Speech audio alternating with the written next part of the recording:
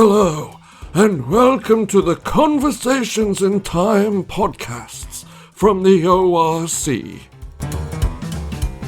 In this podcast, the guys will be talking about historical what-ifs, or counterfactual history for the aficionados in the audience. Hello, and welcome to the second episode of ORC Conversations in Time. Okay, yeah. Well done, Johnny. That's what we're here today to discuss. Now, let's start again. Oh, okay, we could riff it, but okay, fine. Let's start in time. Let's start again, even. 3, 2, 1. Hello, and welcome to the second episode of ORC Conversations in Time, and our second episode of What If? I'm John N. And I'm Ian G. We hope you enjoyed our previous episode about the what ifs of the atomic bomb. We're going to take a right-hand turn, or a U-turn back in history and go much further back in time this time, aren't we? We are this time, yeah, just as a quick update, or not update, but quick apology about the poor audio quality of episode 1. There were a few technical issues, let's just say that, and hopefully they've now been resolved. So yes, that's right. Welcome to our What If, which is a bit like the MCU, the Marvel Cinematic Universe, but of course we're in the ORCU, the officially retired counterfactual universe. So then, quite a lot. I hope you've been practicing that, John. I have, yeah. For a good 10 seconds there, I hadn't the slightest idea what you're talking about. But That's right. I was just thinking, the ORCU, so that's the universe we're in. Yeah, not a massive fan of Marvel. Apologies for people out there who are. But anyway. Right, so we're turning back the clock at least 2,000 years. And at least, yeah. Well, probably a bit more. It's a what if, we don't specify when, but it's within the Roman Empire, which, what's that, 600 years, depending on your viewpoint. Let's presume it's sort of mid to late Roman Empire. So certainly the Romans are in Britain to make it interesting for our UK listeners. Let's assume that they're fairly well established in the UK. So we'll pick a. So we could have a specific date, yeah, because there is we haven't actually said what the what if is. Indeed. Do you want to? Yeah. So the cut a long story short, the what if is what if the Romans had invented steam power? We will develop what steam power is, but essentially the power of steam, as represented by the Industrial Revolution, if you like. Yeah. Yeah. Just as a sort of, there's a factual element to this, in that in the first century, so first century AD, that is, there was a Greek-Roman mathematician called Hero who did document, or the research I've looked at has described a device that was a central water container when heated, torques produced by the steam jets exiting the turbine. So it span, it was a radial steam turbine. Yeah. And very simple, but I mean, ultimately, the concept isn't alien. It's just how far it got taken. It didn't go any further. It was, well, I guess a toy, an amusement. So what if the Romans developed steam power rather than discovered it? I suppose it's. That's right. Yeah. Well, what I mean is, it's not as far fetched. No, indeed not. It's 100% it's far fetched, but it's not as far fetched as them inventing phases or something. No, but then on the other hand, you're talking about people who built a 2,000-year-old concrete building which is still standing, which is many thousand years more than many of the buildings built today from concrete, and aqueducts that are not only just beautiful, are very practical, and potentially, I don't know if they're still being used, but certainly could still be used in so it's certainly had a degree of understanding of geometry and mathematics and all the rest of it. So the question is, why not steam power? You could arguably, one of the things that steam power provides, is an engine which enables you to replace people with a machine. And of course, in the Roman Empire, they had lots of slaves. So, there wasn't really a drive.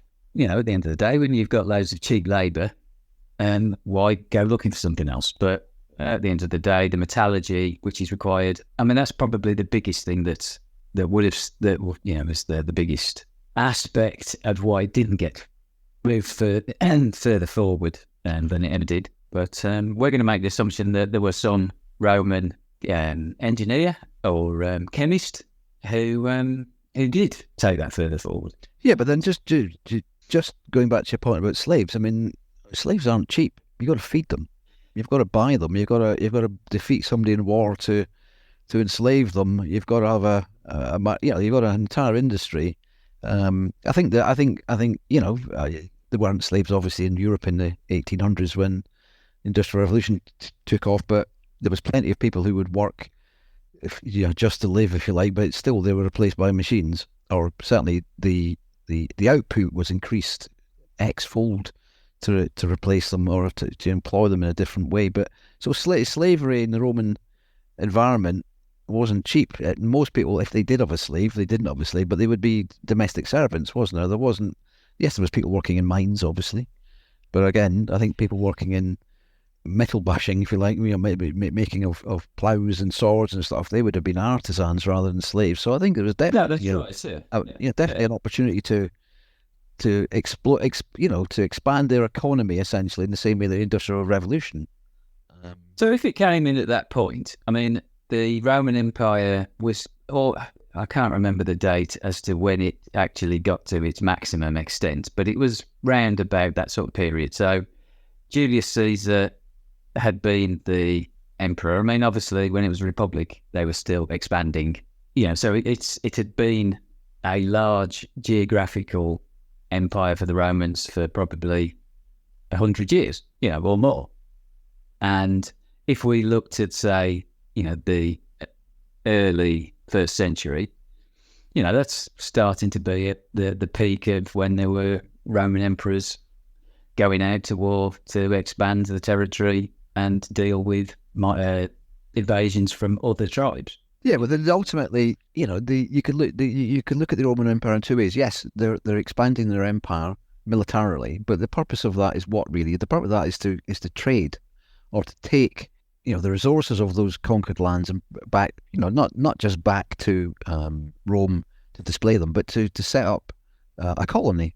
Colonies of an empire. I mean, it's always a definition of an empire. I mean, some empires are based totally on trade, and some, and such as the British Empire, obviously, even to the extent the Roman Empire, but some are set up in warfare to, expound theories of religion. Without getting too controversial, the rise of the Arabs, and even the Mongols who didn't set up great big trading empires. Yes, they did do some trading with local people, but the Roman Empire was a trading empire. So you could argue that the steam engine, and the engine could be virtually anything. I mean, it's pushing, pulling, digging, mining, turning, whatever it's being used for. What do we say that they would have used it initially? I mean, to me, there's two options. One would be as a propulsion system for a ship rather than oars, and sails, and obviously there is a steam train.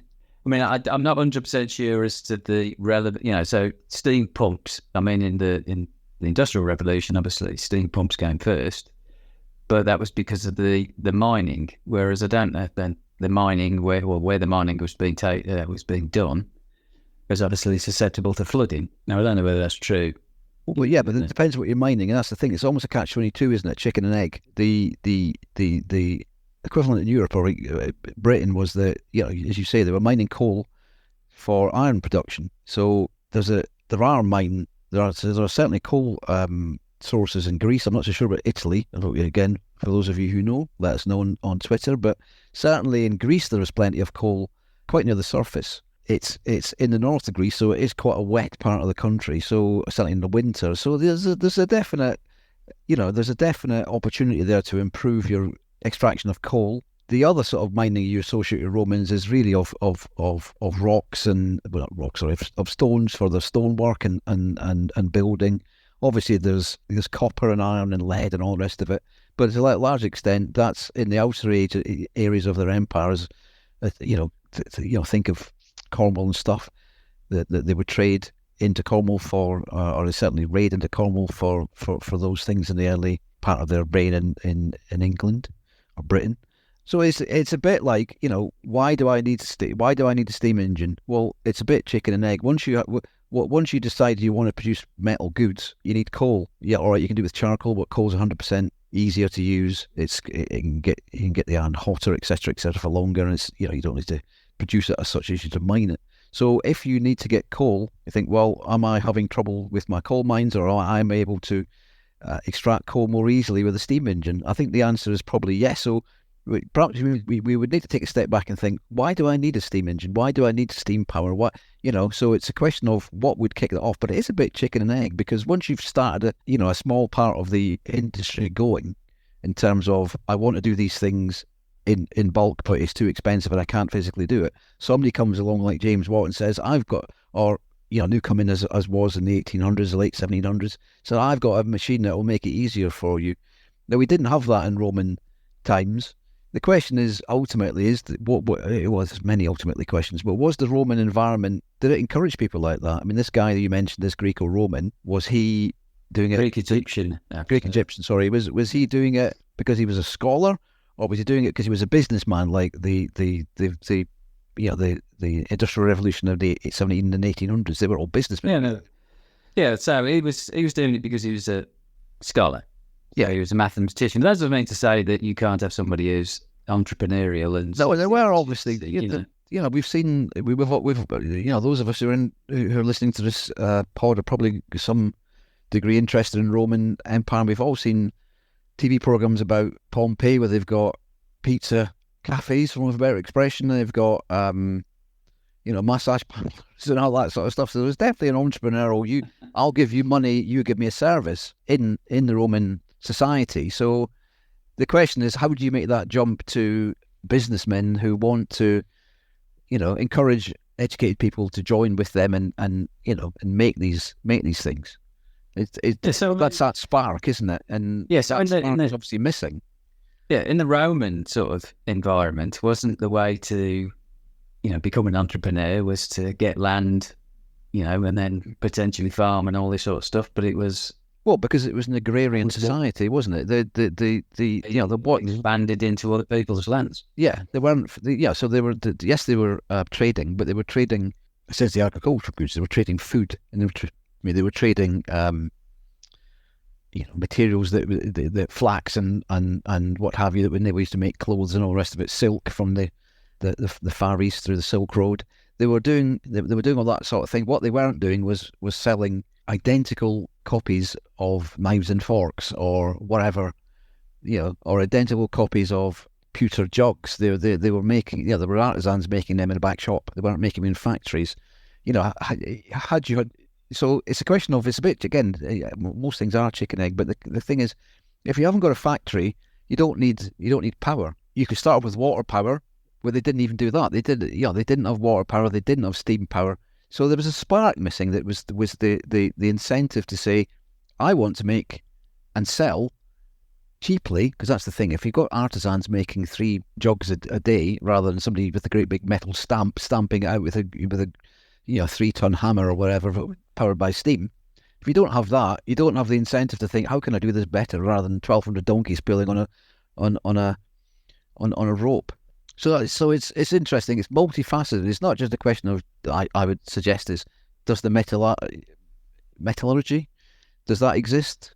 Possibly, but even then, if the metallurgy was poor, what would that mean? It just means that your engine would blow up every so often, and kill people. Well, if you're a Roman, you probably don't care about that, as long as you get a new one. And eventually, every time it blew up, you'd figure out why it would get better. So the question, So go on. Yeah. So let's talk. So let's assume that it's worked. Yeah. Okay. Let's see. Let's make the step. Otherwise we'll just be talking around all of the white bugs and maybes. Yeah. Yeah. That's right. Rather than what it did happen. Indeed.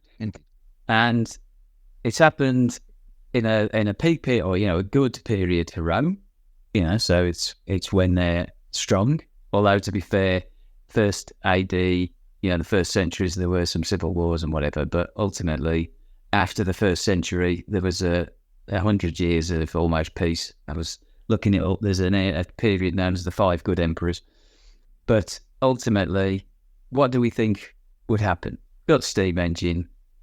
I think ultimately they'd look at potentially maritime benefits because, like I say, they're a trading sort of economy as well. That would have the potential for enabling better communication links with ports around the Mediterranean. Yeah, you're right. How much does only ever be used? Yeah, sorry. That's what I say. Sorry to interrupt you. Obviously, as soon as you start putting a steam engine into a boat and making it, or a ship and making it fast, you think, well, I can make this a fast warship, and then they would own the Mediterranean within 5 years of less of deploying some sort of powered. Yeah, I think at that period of time, they probably did own all of the Mediterranean. If you look at the extent of the Roman Empire, but at least it prevented other people from trying to take it away from them. But more trade is more trade, more money, potentially have bigger ships. Yes, and you need more outposts because the best one in the world, a steam powered ship requires fuel. Let's say that's coal, but it could even be wood. Well, there's not, but that you have to set up outposts or coaling stations. So so they probably would have set up coaling stations on the North African coast around through the Straits of Gibraltar and further around. They probably would have gone down the African coast, and they probably would have found the Azores and the Canary Islands and potentially Madeira. Such as the Spanish did 1,500 years later, or 1,000 years later. So they would have they could have gone in the opposite direction. They might have chosen not to because obviously it's colder, but they could have gone well up into Scandinavia. And that obviously then has the issue of, well, there's some people there who may not be that keen on them setting up a coaling station. So again, it could have been fits and starts. There could have been areas that they could have expanded into with the technology that would have been reasonably straightforward. I think the Canary Islands would have been probably something they could have easily. They were natives there, obviously, but they weren't technological. Whereas, as we know, there's sort of the North German area and the Scandinavian area, there's very fierce tribes that they battled with constantly already. They chose not to go any further because they were unable to pacify these people. So again, with steam power, what in steam power could have helped them do that? Well, the ships themselves enable them to carry people around and stuff much more easily. But then, other than that, would it have made a huge difference in the size of the empire? Maybe in some directions, probably not in the populated northern, colder parts of Europe. I think you're right. I don't think that if they did use steam power in a maritime sense, it would have made a huge amount of difference to in the grand scheme of things. I think that if you look at land-based transportation, so let's talk about trains. I think that that's a more logical, benefit within the Roman Empire. They're like building they built straight roads. They understood about how to build things like that. They knew how to build aqueducts, so they knew all of the relevant mathematics around that, and particularly, slopes. I always think that, with the train, you can't make it go up a mountain. It's a bit like when you bring water from a lake into a city and it's using aqueducts. You're right. Stand of it, incline and all that sort of stuff. A bit of trial and error would have, soon they could have used, the issue there is iron rails. Would they have had iron rails where you could have wooden rails? We're not talking about HS2 here.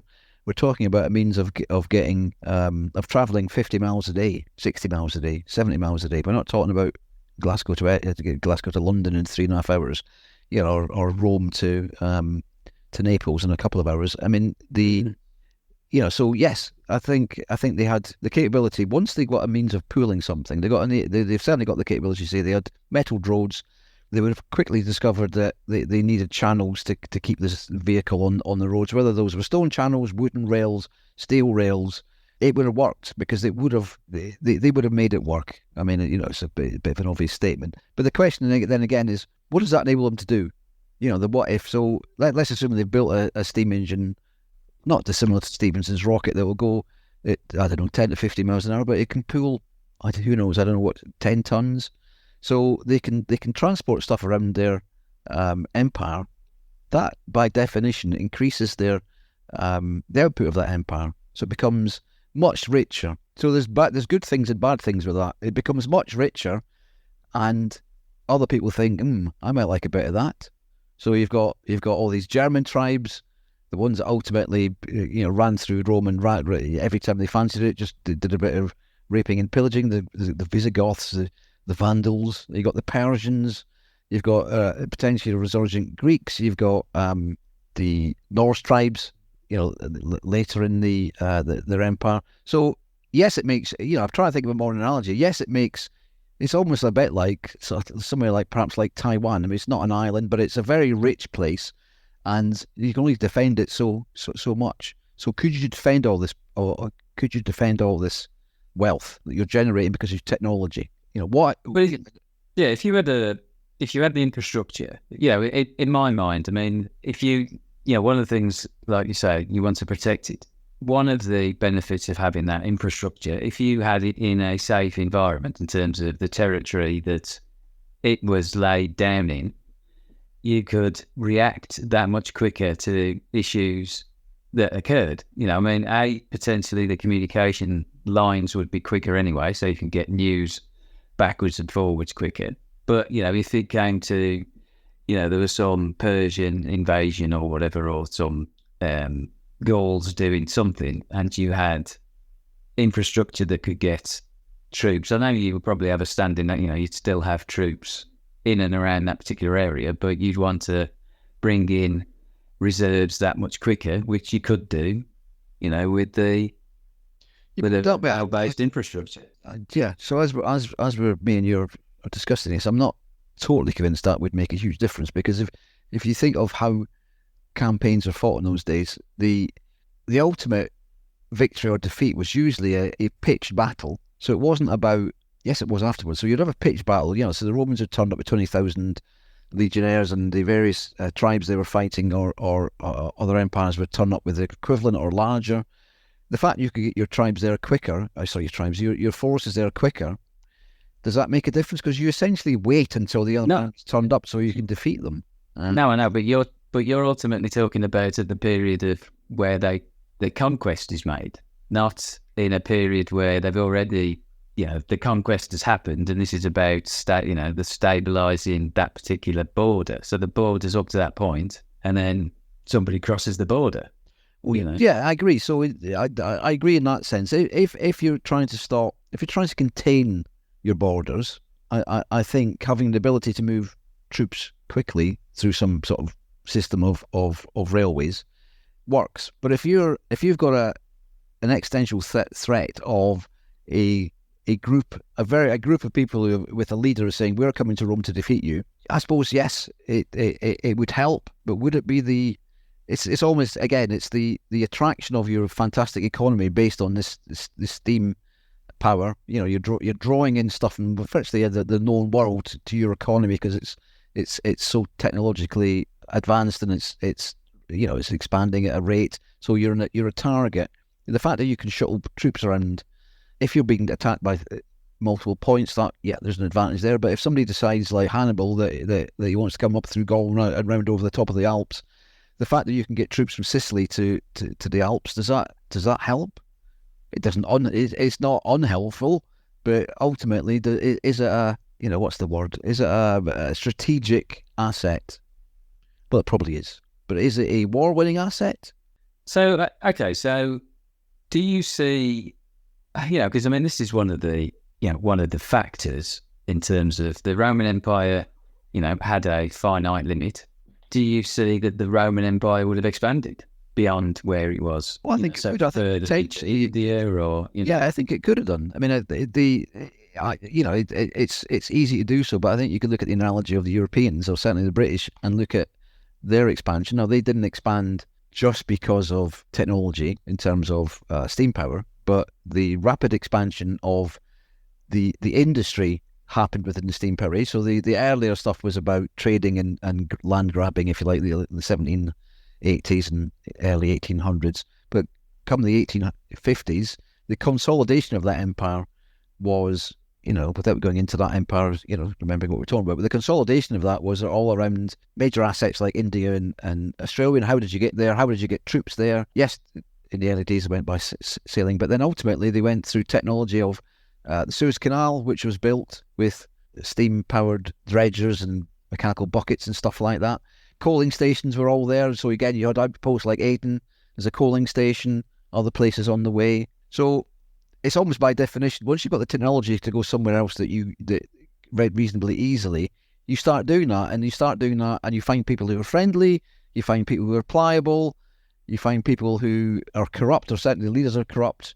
And 25 years later, if you don't have a pitched battle with them, you quietly take over the country, or you have a pitched battle with them with your technology and you take over the country, and you by definition got an empire. You don't have to go rampaging, raping and pillaging everywhere to have an empire. I mean, the Romans didn't always do that either. I mean, they had, most of the time they beat a local tribe and then said to the other tribes, well, do you want to be like them, or do you want to join us? So if you look at if you look at the geography, the only realistic expansion, I mean, apart from north, which would have been into Russia, is east. I mean, they do, most of North Africa all of North Africa was part of the Roman Empire, and then obviously you got the Sahara Desert as a barrier. So that was something that weren't going to move forward. So ultimately moving east, well, that's going via, you got the Persian Empire. Which was the ultimate. 1,000 years later, or 1,200 years later, and the Ottomans were, ironically, was the Western, right, which the Eastern European, the Eastern Roman Empire. Ultimately, it was taken over by the Muslim faith. So they were the late Ottoman Empire. As those of us who've watched the Lawrence of Arabia film Afters and Times, was possible because of railways. You could build railways between towns and cities, and that, into Palestine, into the Levant, Lebanon, across to down the Euphrates and into the Red Sea, down the Euphrates into the Gulf, and then you are butting up against the Persian Empire in that period, that's probably as far as you could get without having endless war. So I'm starting to think that although it sounds easy, well, it's not that difficult to construct a metal vessel that'll power stuff, and there's issues with that. And then you think, well, can you imagine Romans whizzing by in paddle steamers or early railway locomotives, and having deep mines or more easily industrializing mining, be it open cast or whatever. That's all doable. But what ultimately does that make? What difference does that make to their economy? Does it make them less barbarous? It's not exactly an age of enlightenment. There's no age of enlightenment in the Roman Empire. Yes, there's some of the gladiator type stuff goes away near the end of their empire, but it's just replaced by standard wars and standard internecine fighting. So does it make any difference to their society? Possibly. I think ultimately, we can talk about steam engines in terms of locomotives, and we can talk about ships. I think coming back to my original point, does it make any difference to their economy in the sense of, do they develop factories? Because when you think of factories, you start thinking of consumer goods. Romans want lots of what? Well, they don't know what they want until they're offered it, do they? And that has and then that draws people into those factories. That draws people into towns. That draws people away from the land. That leads to congested cities. That impacts the politics. You have to educate some of these people. You have to educate the children. Then that brings unknown societal changes. Think again of the late industrial period when schools were set up originally, not public schools as was, public schools being private schools as we call them nowadays, but factory schools. So the workers can go into the factories. The children could be educated half the day and then do half a day's work, and as they get older, they drop out of the school altogether. So would that have happened in Roman times, and what impact would that have had to Roman society? The problem they've got ultimately is they're, if you think the Romans are barbarous, they're surrounded by a sea of people who want what they've got. And I think ultimately, with steam engines or otherwise, their empire would have been overrun. As such, all right, part of it we threw into what is now Istanbul. So the Eastern Roman Empire survived. I think, was it until arguably about 1200? So I mean, ultimately, our view is then that the Roman Empire wouldn't necessarily have got any bigger. That it's ultimately It might have got probably- it might have got stringier, if you know what I mean. There might have been it wouldn't have been the same, but it no, wouldn't have there might be been more isolated world points span. connected up, but it wouldn't have been a big blotch on the map, if you like. It would have been trading. It would have been trading routes to Yeah. places much further afield than they previously managed. So what do you think about the longevity then of the Roman Empire? I mean, because that's another key aspect to this, is to the Roman Empire, arguably lasted 900 years or something. Well, I don't think it would have made a huge difference because, as I said, the trouble I think they had was they were surrounded by enemies, and certainly using my got to admit reasonably limited knowledge of what happened at the end of the Roman Empire, but the sort of the internecine fighting and the bickering and the politicking and the decadence that came along, which resulted in Well, what did it No, know? What Roman armies fighting each other rather than their enemies. there was some civil wars, like Caesarion and Mark Antony and all this sort of stuff. After the assassination of Julius Caesar, but that wasn't necessarily because of external factors. But the Roman Empire was split into there were two halves to it. Yeah. And that was as much to do with the ability to govern that larger. There was another factor that enabled, sort of was a factor in why they needed to have two halves. One was because the western half was Latin speaking and was more Roman, and the eastern part was Greek speaking and more Greek in terms of its approach, the way of life, and the laws and stuff like that. And it's whether we think that because ultimately there were two halves. The western half collapsed because of invasion. The eastern half took a lot longer. Obviously, it collapsed because of invasion, but it was much, much longer. Hundreds and hundreds of years later, yeah. Yeah, that's right. And it's whether that would have changed in terms of. Well, it's a what if. Those we can't say, but what? Yeah, coming back to our steam engine, and by that I don't obviously just mean a steam locomotive. You think, well, what could it have done? It could have done. There's more than three, but there's three obvious aspects, as we said. There's navigation, there's steam navigation on the sea, on the land, and then there's powering stuff. Now, the land and the sea, yeah, there are some advantages, but I don't see those as great advantages in a making sure what I've got keeps mine, because there's lots of countries have been, lots of countries were invaded in the 19th century. Virtually every country was invaded by somebody.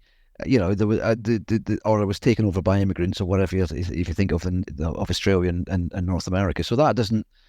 Had they had technology, would that made any difference? Who knows? But the change in society, judged by forcing people off the land, well, not forcing, but persuading people to come off the land for better paid jobs in cities because they work in factories or they work down mines. It has a momentum of its own, but ultimately, well, we're not in the 18th century or the 19th century, because when Napoleon, he was a little bit early for industrial revolution, get that, but when a Napoleon type person or the Prussians invaded France, 50 years later, and the various wars of Italy and Switzerland and stuff, they didn't completely destroy the country whilst invading it. So they did what they needed to do. They in some cases changed the regime. But I think the problem that the Romans have is they're not an island. They're susceptible to, not like Britain in the 1800s. They're not an island. They're easily invaded. An invasion would be an apocalyptic event that they would burn anything. They would destroy everything. They would kill most people, I guess, or certainly take slaves as people did there. It'd be very difficult to come back from that. So ultimately, your trains wouldn't stop that. Your paddle steamers wouldn't stop that. Your factories would all be destroyed. Again, there's analogies with Germany at the end of the Second World War, but there's nobody coming along like Americans and saying we can rebuild it for you. So it would have knocked him back. I know, but you're almost making the case that the people who were invading had either an equivalent level of sophistication through the. Yeah, but do they need that to invade it? Because that's the thing. My point. Well, no, but that it's of no advantage, no significant advantage at all having that. Well, I think it makes you richer. In technology. It makes you richer, but it's almost like, again. But then richer makes you. Yeah, it depends. If you assume that the Roman society was more capitalist, people will start looking for opportunities to make money. That's what capitalist society is. And it doesn't mean to say that mass production of swords or whatever, or I don't know, armor for the soldiers. I don't know. It would certainly have given them an advantage, but it wouldn't have given them. I can't think of another analogy, but it wouldn't have given them the strategic. It wouldn't have been a nuclear deterrent. Let's put it that way. It wouldn't have said, "You can't invade me, because if you invade me, I'll destroy you." There's nothing that would, because until the nuclear deterrent, there was nothing. People are saying, France was invaded 3 times in 60 years or whatever it was. Belgium, ditto. There was unless you could persuade yourself being neutral, you would be invaded potentially, or you would have a massive war like the First World War. But France was technologically equivalent to the countries that it was invaded by. No, that's true, but that's my point. Not superior. Yeah, but invaded. What? Yeah, but does having a paddle steam or a steam locomotive and something that can power a mill or a spinning machine, does that give you advantage? Does that give you an ability to defend yourself? Well, it depends on what you utilise. And I'm not saying that they would have had sting-based weapons. It's just, we're not trying to go that far. Well, no, this is my point about again the unknown. It's interesting. We talked last week or the previous pod about some of the social aspects of not the atomic bomb not working. And for those of you interested, it's out there. Go and have a listen.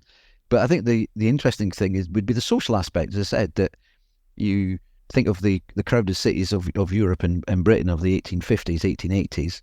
That would have been Rome within 50 years, potentially. Factories, steam power.